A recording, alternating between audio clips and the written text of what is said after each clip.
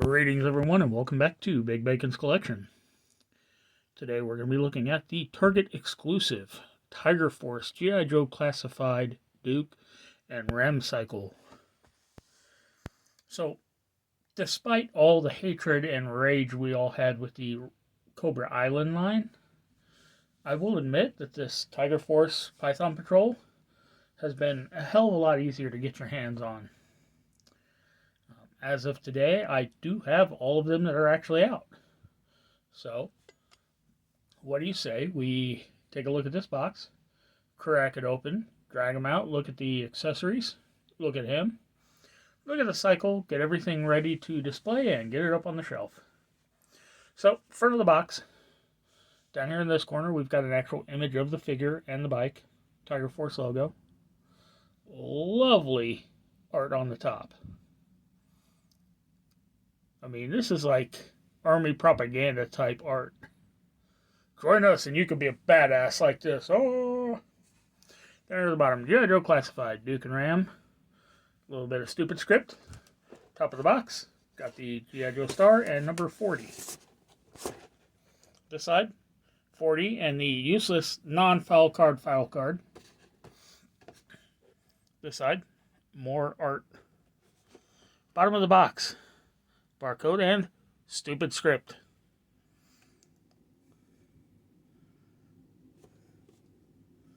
What's the back have to say? Okay, now I do like the back of these plastic-free packages. It's like a condensed version. Once again, you've got the image of the figure on the bike. A lot of stupid script at the bottom. Got a condensed non-file card, piece of waste of crap time down there. And then you have the actual layout and dimensions of everything in the package. Bandolier, backpack, binoculars, sidearm, firearm, the weapon for the bike, the sidecar of the bike. The bike is apparently 7.8 inches long. The figure is 6.3 inches tall. So, what he's saying is he's about 6'3", give or take, in real life. Yeah, that's how 12-inch scale works. 1 inch equals 12 inches. So, that's what she said. Let's crack this thing open and pray to God it's actually in here.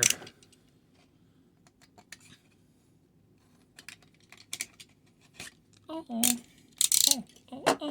here comes the fat man. Oh.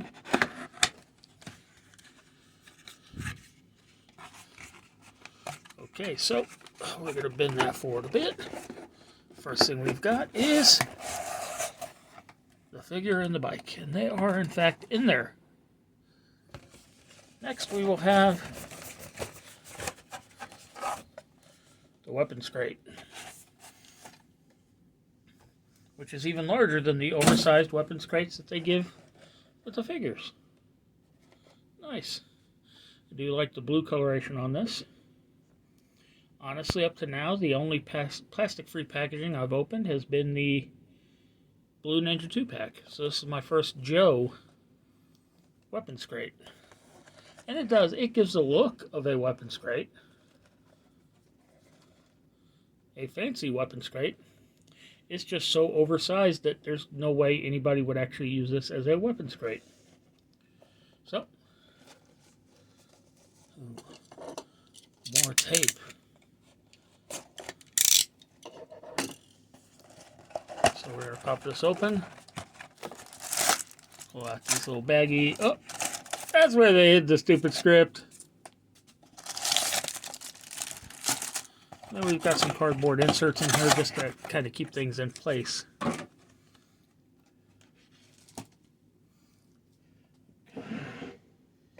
get my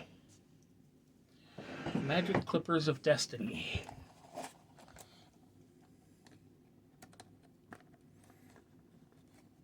Alright, it might help if I actually was across the thing.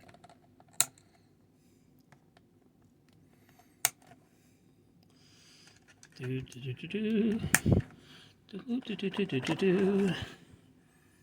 the bike is out. Let's throw that kickstand down for now.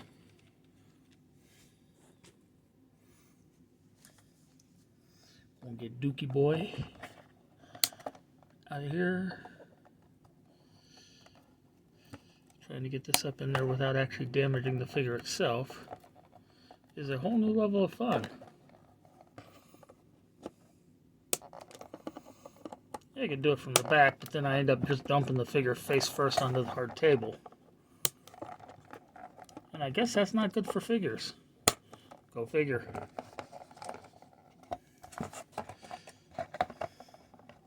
Of course, one location always has to be difficult. And taped down.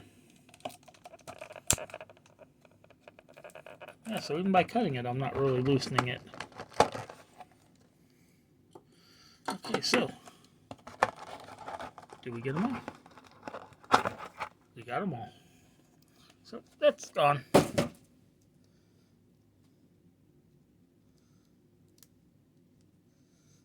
let me get him so that he can actually stand.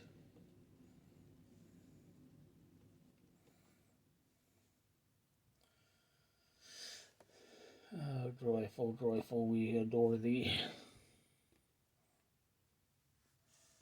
Alright, there we go.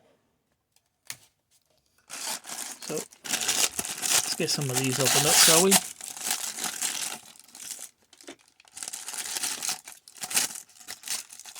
So we have sidecar components, which we're just going to leave down here.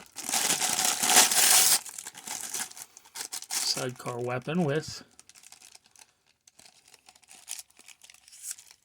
cardboard taped around the barrels, and it looks like it actually helped to keep them straight this time.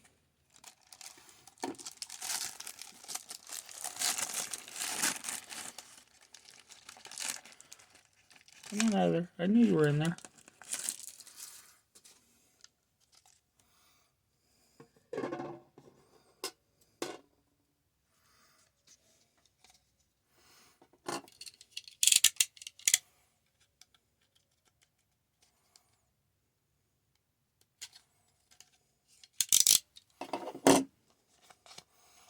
Alright, now inside this folded tape cardboard was the actual rifle. So this is the first. We're going to start with this accessory. This is the first rifle in Tiger Force Python Patrol I got that is not bent to shit. It actually feels sturdier than the rubber ones we've been getting. It's got the binoculars, which is just a recreation of the ones that came with version 1. Done in black this time. They look pretty good.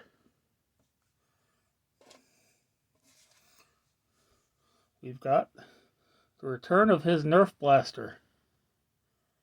That's right, his Nerf gun is back, ladies and gentlemen. And the exact same backpack that came with the Wave 1 Duke. Canteens on there. Painted. Okay. Once again, I will point out, like before, this is a foldable e-tool. It folds up. Why it's being stored in the open position, I have no clue. So yeah, the only real paint on this is for the shovel. I think a little bit of dark wash would have brought out a lot of these wrinkled details and all that a lot nicer. Well, let's take a look at Dookie, shall we?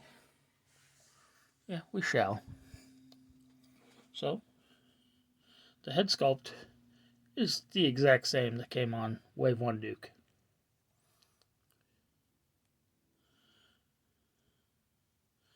Paint is on there really well. Eyes are well set. Hair has that two-tone coloration.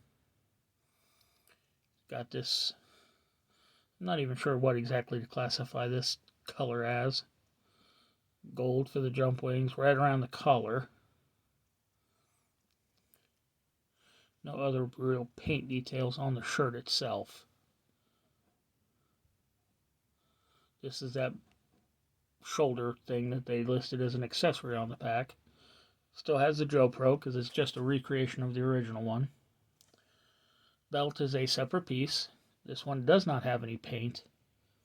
Whereas the original one, I believe the buckle was painted. Here in a moment, I'll probably break him down and compare him.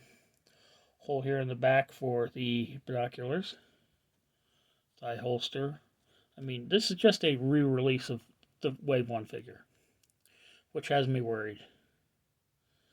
They've done black for the knee and shin armor instead of the gold and silver that they did on the original one.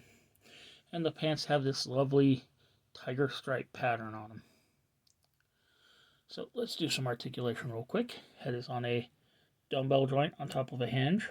So looking up, it looks up a little bit. Neck itself is also articulated, so you could in theory do walk like an Egyptian. Looking down, he's got a great deal of down.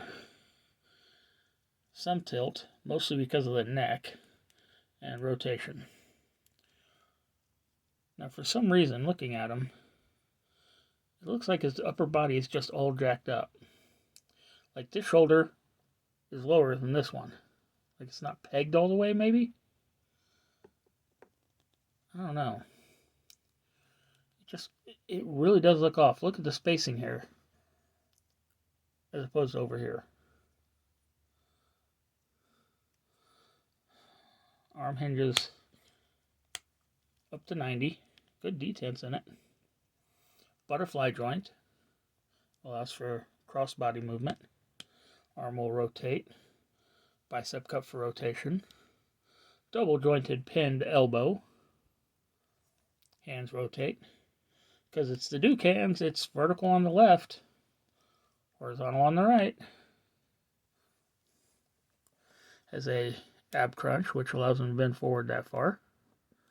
Bend back that far. Waist articulation allows for rotation. Little bit of front and back, tiny amount of side to side. Drop down hip allows him to kick out that far, out, out. Somebody asked me once why I do this. I'm trying to work it a little bit looser before trying to go forward, because he has notoriously gummy hip joints, and it kicked forward just fine. Kicks forward that far. And if you look, there's no stressing on that peg. Thigh cup for rotation. Double jointed pin knee. Has really good range. He's got a boot cut. Foot hinges back that far. Forward only that far because of the overlay. And front facing pin for rocker. So we are going to stand him there 1 second, and we're going to do something I don't normally get to do. That's right, because it's just a direct repaint, we are going to look at them side by side. So yeah, the skin tone on this one is, on the original, is a little darker. The scar over the eye shows up a little bit better. As I said, everything is sculpted the exact same. The color is just different. As you can see, I was right. The belt is painted, or the belt buckle is painted on this version. This one had a two-tone shirt color.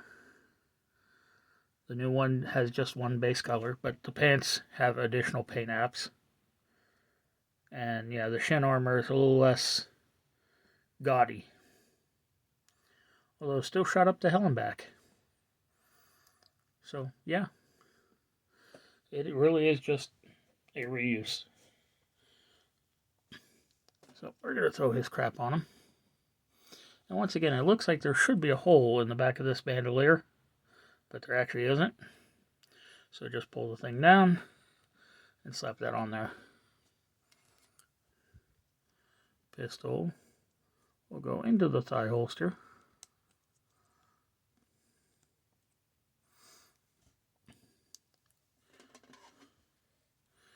Got his binoculars for the belt.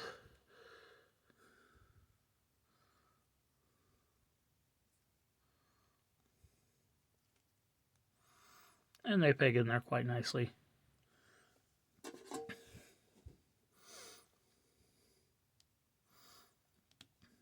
The hands are soft enough that they can be pried as needed.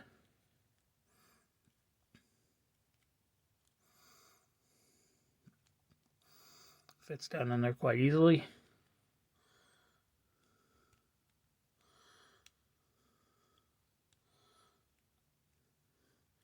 And yeah, I do believe that's how he's going to display. Like I was saying about the shoulder, if you look here at this one's shoulder, it seems to fit much higher up into the socket than this one does. I don't know why.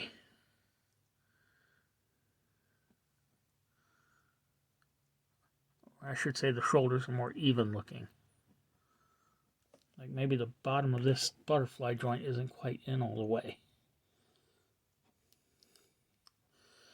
Oh well. I suppose if that's the worst thing I have to worry about on this figure, I'm lucky. So, moving on to the vehicle. We've got this sidecar. The interior has a lovely diamond plate design that you'll never ever see. And a rotating wheel at the base.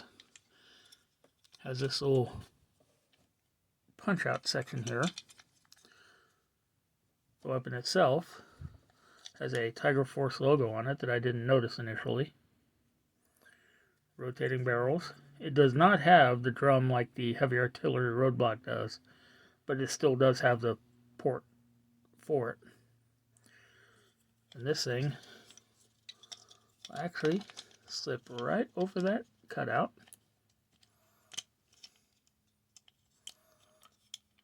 And when you attach this side to it, it encloses it. Mostly. Mine's not wanting to go together all that well. The bike itself is the standard Ram Cycle. This time done in a more orange, yellow, and white color. Yellow rim here. Yellow brake caliper. Well, black caliper. Orangish yellow brakes. Silver forks. Silver fender. Got other kind of tones of silver in here and black to kind of break it up. The exhaust is done in black. Most of the engine is in black, but a lot of the background is done in like a glossier or a brighter gunmetal. That's actually spread throughout the engine compartment. Rear wheel is like the front. Orange, yellow rim. Black, kind of like a hard rubbery plastic. Tampoed US flag over here, but this is not on there very nicely. What is on here nicely is the tiger face, the Tiger Force logo, and the ID number. Painted on tail light. Lots of little accenting points, like the silver framing here, the black seat. The gauges are painted. The needles and all that are actually painted in different colors. The handlebars do function and they do move the front forks. Black plastic windscreen. They actually put a clear plastic headlight lens over like a silver backdrop. That's looking pretty good. And if you just take this, peg this into the holes on the side, you can kick up the kickstand and it will stand on its own. Now, the one thing I said when I saw the original Ram Cycle, which I believe still holds true, is that it is undersized.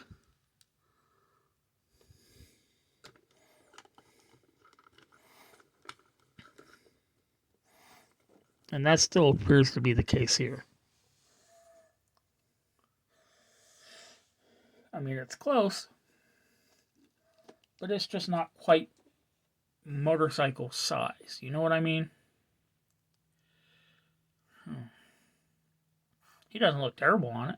He just doesn't look great either.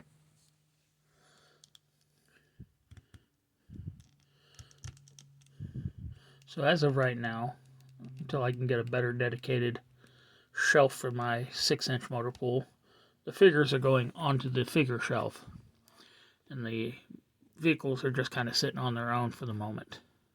So, what do you say we take this opportunity and get him up on the shelf?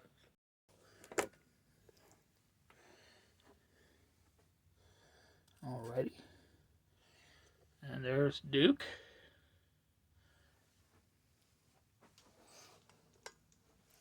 Let's get the bike, and I did not plan ahead. I love it when a plan does not come together.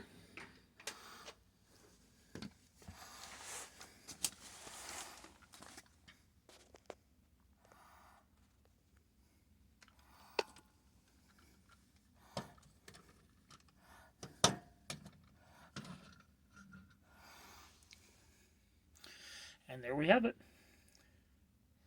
Once again, thanks for tuning in. Be sure to subscribe, like, share, comment, hit that notification bell, and I'll see you all next time.